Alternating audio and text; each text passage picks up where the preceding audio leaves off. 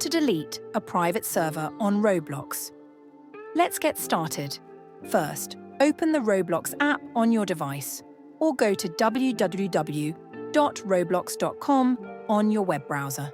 Make sure you're logged into your Roblox account. Once you're in, navigate to the home page.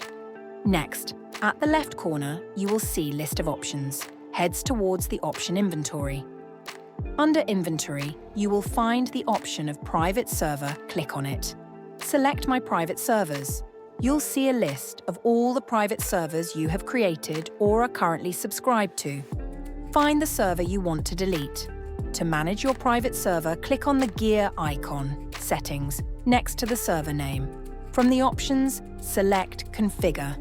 This will take you to the configuration page for your private server, where you can manage its settings.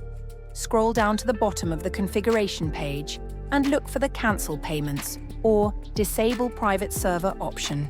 Click on it and confirm your action.